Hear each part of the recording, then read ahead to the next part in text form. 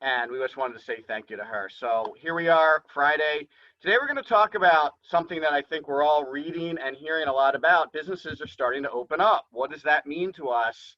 And how do we adjust what we've been doing to start to take advantage of some people who might be back in the office, some people who might be a little more focused on business, some people that might be trying to jumpstart their companies and catch up for the past couple of months. So today we're going to talk a little bit about what adjustments we want to make today to be ready for tomorrow, and then how to ride that into the future. So Eric, do you have some comments about this topic? You got comments about every topic, my friend. All right, great.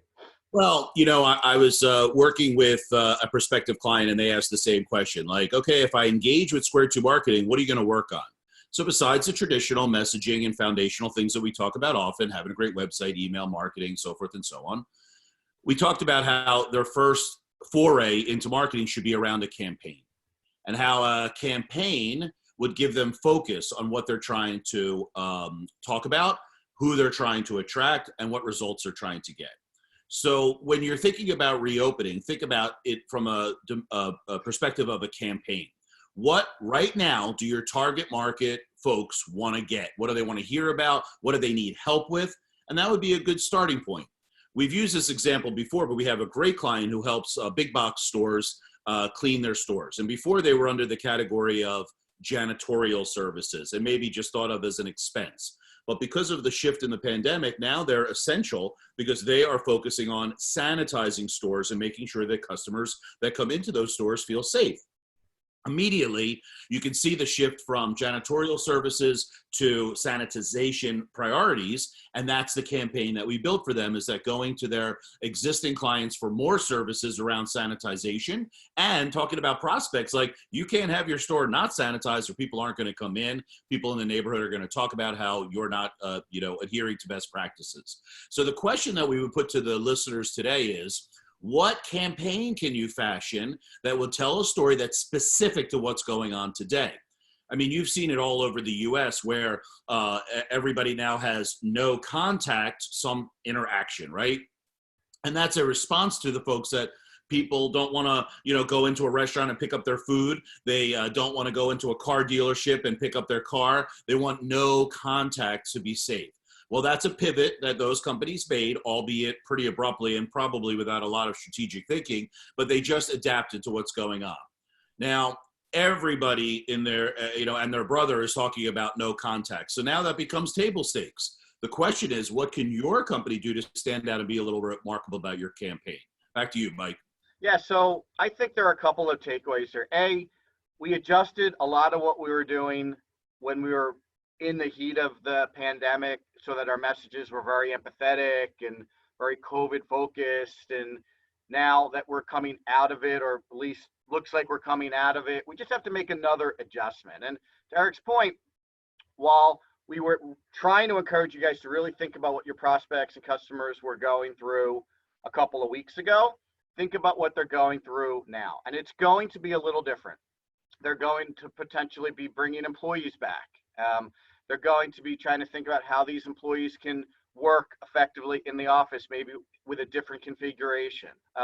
We have a furniture manufacturing client who provides furniture for schools and libraries and universities. So, they're configuring their products differently to take advantage of the way their prospects and customers want to start looking at their properties. So what's going on today that wasn't going on a couple of weeks ago? Another good example is, instead of being super, I don't want to, but sad about what's going on, maybe it's time to be a little more optimistic. Maybe it's time to be a little more positive. I read this morning, every state is going through some kind of reopening, even if it's slow and thoughtful. There's a general feeling that things are starting to open up again. That should be influencing your messaging as well. What I can absolutely tell you not to do not think you're going to go back to what you did a couple of months ago. That is absolutely not what you want to do. You want to keep adjusting to try to be as timely as possible. In fact, we've been publishing some content about how to do things at home. We're already starting to think a little bit about how changing that at-home message to maybe how to do some marketing activities, with limited resources, because that's what they're going to be dealing with. if one of our potential prospects laid off a couple people and they're not bringing them back, but that marketing director is going back to the office and that marketing director is being challenged to pick up the pace a little bit, how do they do that with limited resources? They might have had a team of 3 before, now they have none. So our message has to shift to that current situation because that's what they're dealing with. So that's really what we want to encourage you to think today is how to adjust your story, how to adjust your message, how to keep it current, because it's going to change again. It's probably going to change 3 or 4 times before we end up with some kind of new normal where things look somewhat like what they used to a couple of months ago. And this practice of adjusting on the fly is something that you really need to get good at. You know, adjusting is such a pain in the butt because you have your day-to-day operations. It's hard enough to keep running your business the way it is. And now you have to be constantly aware of adjustments you should be making. But remember, this is about on the horizon. So there's going to be a lot of people that are shaking out, a lot of companies that are just going to fold it up because they don't want to do the hard work necessary in order to adapt to this new normal. And that's fine for the rest of us. We're sad that those businesses didn't make it. We're sad for those families that used to work at those businesses, but that's opportunities for the rest of us. Hey, you know, we run marketing agency. We know how tough it is to consistently run an agency. And some of the other agencies that maybe aren't quite as organized or well-funded or well-capitalized or don't have the drive that we have are going to fold. That's okay. There's people on the market you can take advantage of that now are homeless and they need a place to work. There's opportunities where those clients that were abandoned by those agencies can now join up with us. Now, we're thinking about these things and we're not trying to take advantage of the loss of others, but we're trying to take advantage of a shift that's going on in the marketplace. You know, think about what Mike said about that lonely marketing director who's trying to get the job done where they used to have 4 people and now they have 1.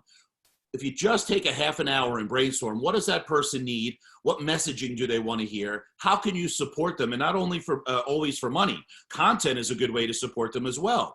For example, maybe there's a marketing director that is now sitting solo in the office and that company didn't invest in marketing technology. This would be a wonderful time for them to invest in technology so that the technology could do the heavy lifting that one of the teammates used to do.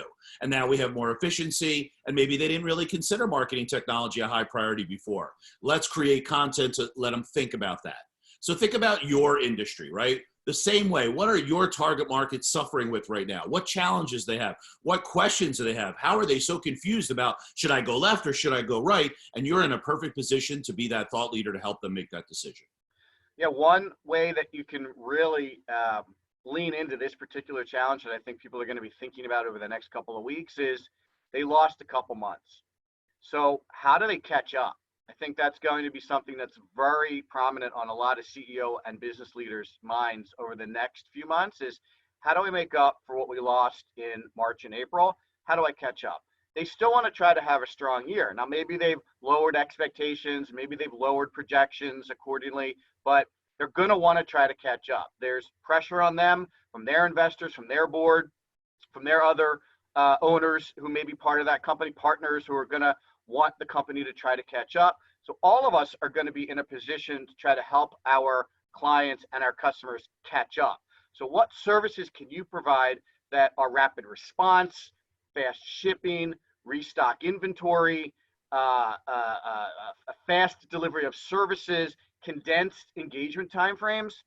All of those things are going to be good solutions to what people are thinking. Like, okay, how do I catch up? And that can be a big part of your message also. If you can design some ways in which your company can help your customers and prospects catch up, I think that's a very interesting conversation starter for people to want to talk to you about what you can do for them and what you can provide to them. I mean, it's really a good point. And to punctuate it with a real life experience, yesterday I was on the phone with a prospective client. Now, viewers of our show have heard us talk about the unique Square 2 Marketing Accelerator Program. 6 months worth of work done down into 30 days. And we were doing that way before the pandemic started. But now it's exactly what Mike said. People are like, well, we were frozen for 2 months and now we're kind of like trying to come out of this and figure it out.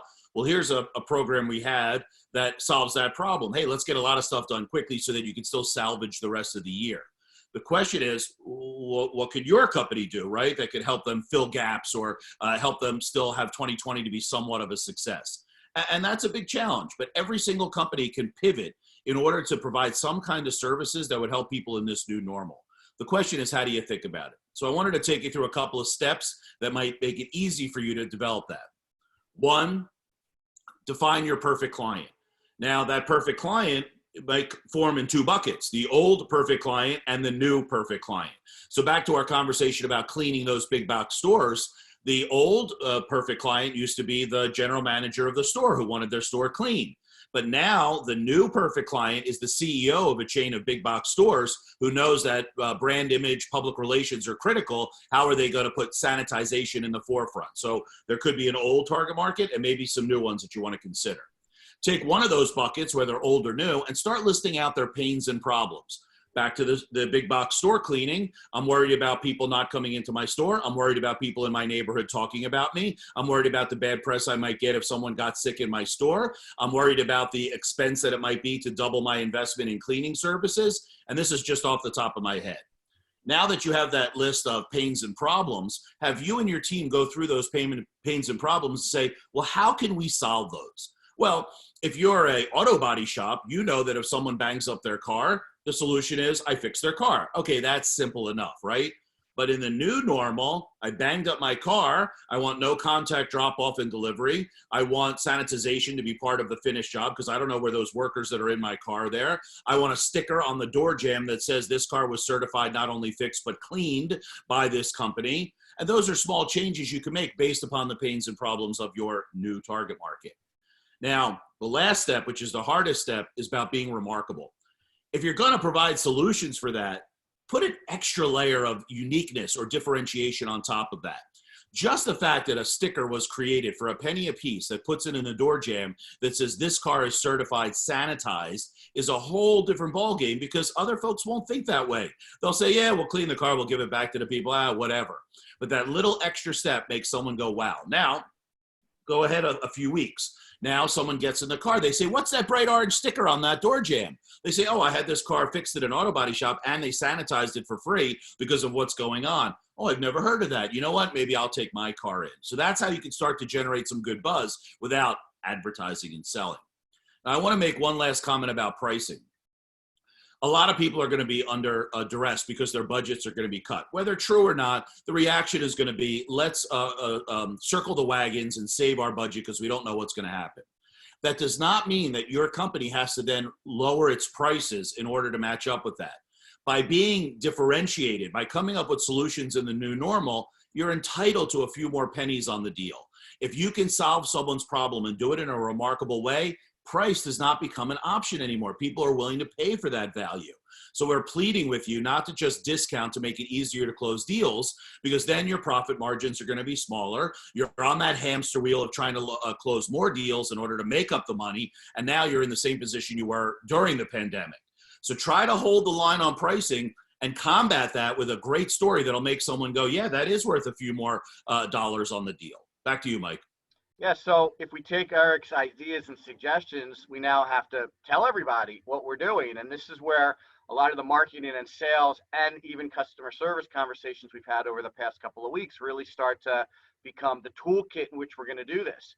We have to take our website and we have to highlight the fact that we're not only fixing their car, but we're picking it up, we're disinfecting it, we're wrapping it in plastic when we deliver it to you, and we're putting that sticker on there that shows no one's been in there since the car's been completely cleaned and sanitized, right? Someone has to quickly see like, oh, wow, that's really cool. That's something I want now. This is a company that I want to consider. You have to then push out that story in an email campaign so that the people that you already have contact information for knows that this is what you're doing. You can't just do something and expect people to divine it. You have to be able to share it with them and give them the ability to share it with other people as well. You have to take your iPhone out and shoot a video of your guys actually cleaning the car and wrapping it and sanitizing it and putting the sticker on it so that you can use that video on your website, in an email campaign, on social media like Facebook, on YouTube, wherever you're going to try to promote the interesting things that you're doing in your business now. You have to think about all of these applications and how you can get that story out there, right? So Eric's right. Coming up with what makes you remarkable is the hardest part of it. The next hardest part of it is figuring out how to tell that story in a really interesting, succinct, and efficient way. And to put a nice bow on this, this is where software comes into place. If I can write a blog article about why you want your car dealership to, why you want your auto body shop to disinfect the car and fix the bodywork. So I'm not really selling. I'm just kind of educating people on what they should expect in the new normal. If that can show up on Facebook, on LinkedIn, and on Twitter at the same time it's showing up on my website, if I can send an email out to my entire customer base and all my prospects and link it back to that blog article, I've done a really good job crafting that story, getting that story out there, giving people access to that information, getting them back to the website, getting them to watch the video and learn about how we do things a little bit differently. And I might do that once a week for the next 2 or 3 weeks, and then I'm on to the next thing, because by then things have changed again, and I'm trying to stay ahead of the curve again. Look, the name of the show is On the Horizon. We're trying to encourage you to think like this all the time. This isn't a response to the pandemic. This is how you should be thinking about your business for the next 3 or 4 years. How are your salespeople going to talk about this new sanitization service your auto body shop provides? When people call in, they have to be able to tell that story in a succinct way. People that answer the phone need to be able to tell that story. They might need some assets that they can send out to people. Oh, that sounds really interesting. Well, where could I see some more details about that? They need to have access to those assets, or at least be able to say, oh, check out this web page that we have. We have videos and more information about it. And even the people who are calling in, who are answering the phones when people are picking up their car, they should be reinforcing the fact that, oh, we're still sanitizing your car. You can come get it at 3. Oh, right, I forgot you guys do that. That's great. I'll be there at 3 o'clock. Like, it all has to fit together to really create this amazing experience for your prospects and customers. And again, if you take nothing away from what we've been talking about over the past couple of weeks, please take this away. These little wows, these free prizes inside, as we like to call them, these elements that make your business remarkable and turn it from a brown cow that is very easy for people to ignore when they drive by into a purple cow that people will be stopping by, talking about, taking pictures, sharing information. This is the essence of really good marketing. This is the essence of how you will drive revenue going forward. And while it is difficult, we hope that you've learned a little bit about how to do that going forward. And it really just becomes practice makes perfect. It's just once you start doing this, this will become second nature. It'll be hard in the beginning. The things that you come up with might not be as purple cowish as they ought to be, but if you keep working on it and keep polishing it and keep practicing it, you're going to get really good at this. And this is going to make your business that much more interesting and allow people to be very clear about why they want to do business with you versus your competition. Any last words, Eric? Yeah, I mean, since it's Friday and it's the last few minutes in our week, I wanted to like kind of share with our viewers like what we've been doing. So Mike and I put on the calendar 90 minutes every single Monday since the pandemic to talk about what's on the horizon. And we've been brainstorming about services that we could provide, some of them new, some of them slightly different than what we have. And our thought process was like this. There's a lot of people that are going to lay off marketing folks. We know that. Marketing is one of the first things that kind of gets the axe, okay? There's going to be a lot of people that sales are going to be down. So they're going to be looking for, how do I drive sales? And we were formulating and have been working every single week on a new offering to help the smaller business, the business that has 1 to 25 employees that's going to be really hurt by this pandemic, with a very simple service that looks something like $99 a month to have access to marketing people to help you. Now, we're just working on that. We're brainstorming. We're looking at it from a bunch of different angles. We're talking to people and getting feedback. But this is the kind of activity we encourage you to do too. Think about what's coming up. What services can you provide? Hey, look, we're not going to get super rich on $99 a month, but we are helping some folks and maybe introducing them to some of our other services along the way. And that's kind of the thinking that we're doing. Will we do it? Maybe, maybe not. We'll get back to you next week as we work on it further. But the point is that we're definitely proactively taking time to think about what's coming down the pike and adjust our business to that. We encourage you to do the same. Thanks, everybody. We'll be back Monday morning at 9 o'clock. Have a really great weekend, and stay safe, stay healthy, and we'll see you all then. Thanks so much. Okay. Bye.